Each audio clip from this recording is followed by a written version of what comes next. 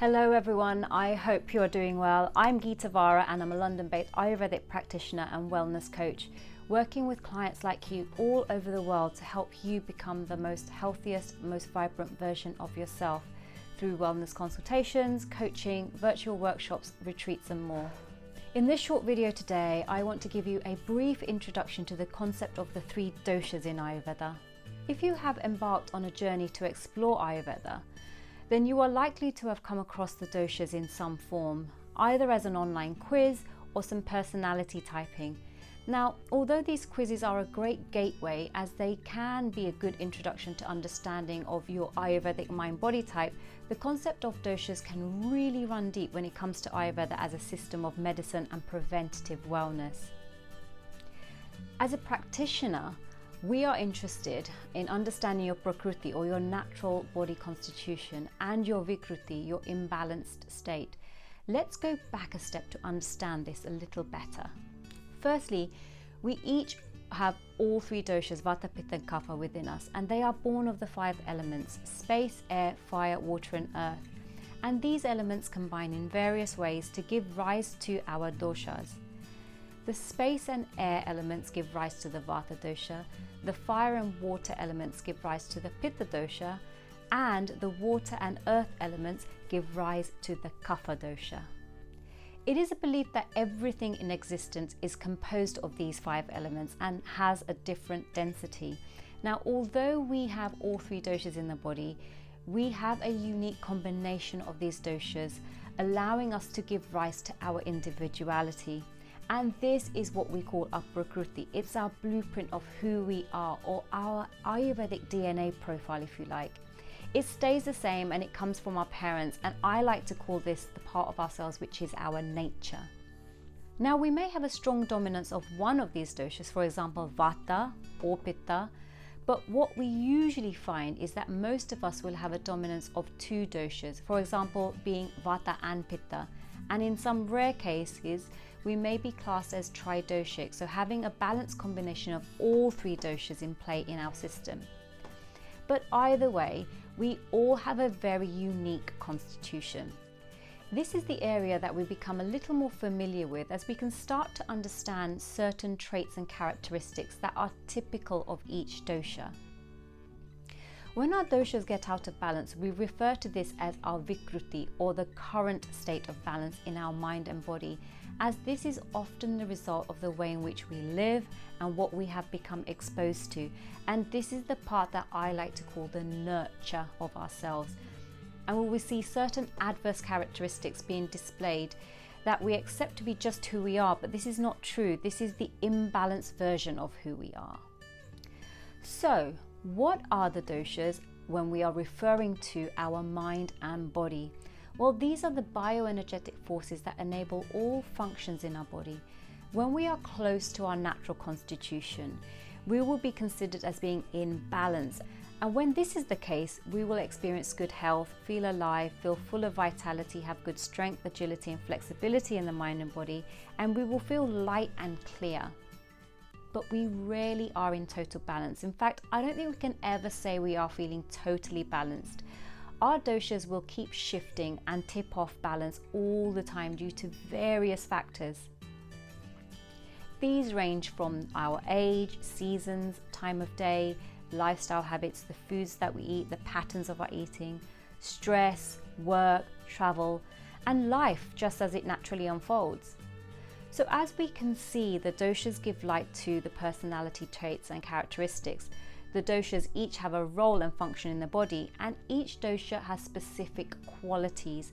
Now, it's this that can help us to understand our health vulnerabilities, and by understanding this, we can navigate our way back to balance. As we go on the premise that like increases like and opposites bring balance. So let's bring these concepts to life a little bit by taking a brief look at each dosha. Let's look at the vata dosha. In our body, it has a function of movement, both physical and mental, creativity and flexibility. If we look at the qualities of vata, we can see it is generally cold, light and dry. It's irregular, rough, quick moving, changeable and subtle. The qualities are what is most important going forward when we try to balance our constitution. So we don't need to remember individual foods, ingredients and activities necessarily. We just need to remember these words and know that any foods and activities that share the same quality will likely increase the dosha, and anything that has an opposite quality will decrease or balance the dosha.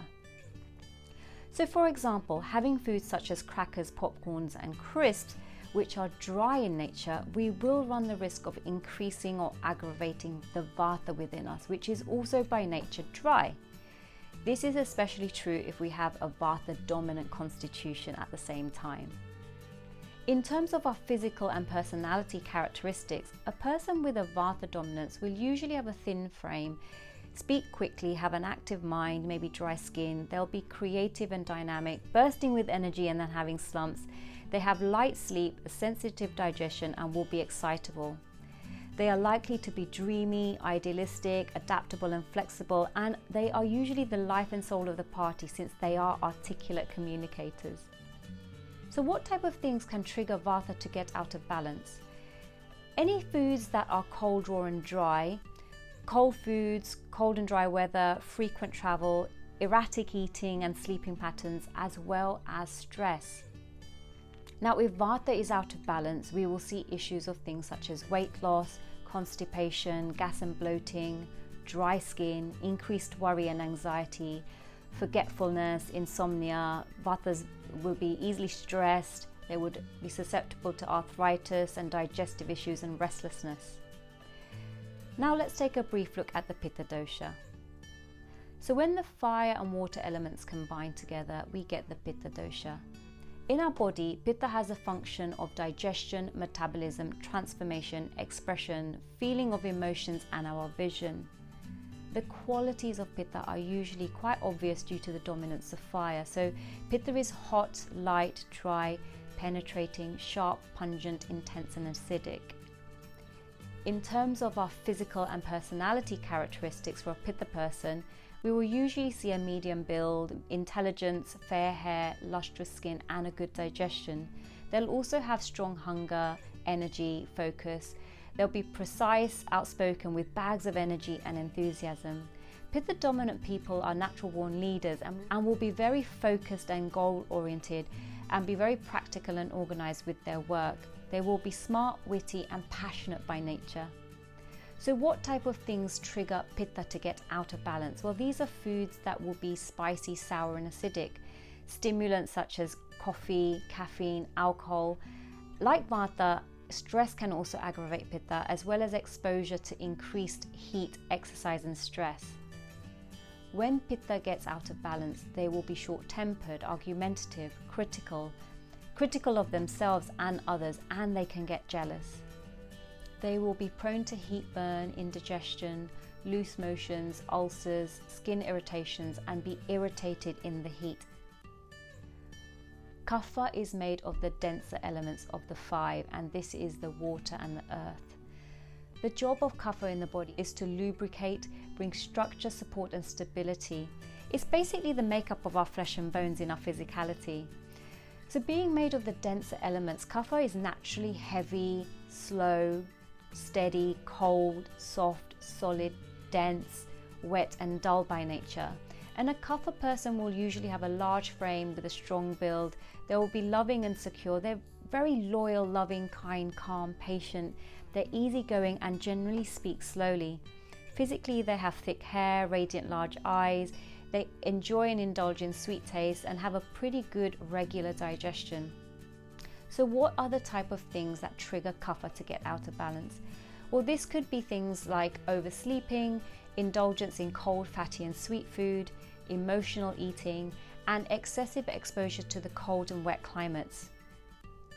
But if they are out of balance, they will lack motivation, they will be resistant to change and tend to get stuck in their ways and become overly emotional and sentimental.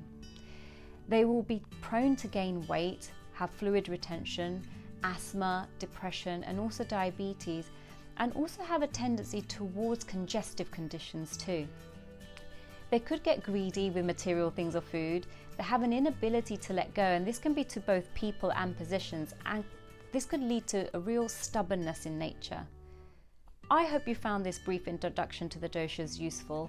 We could go much deeper into this subject as each of these 3 doshas have 5 sub-doshas, and often your practitioner will work at understanding your health concerns at this level. So I highly recommend getting a consultation for a more detailed approach to balancing your doshas. Thank you for watching.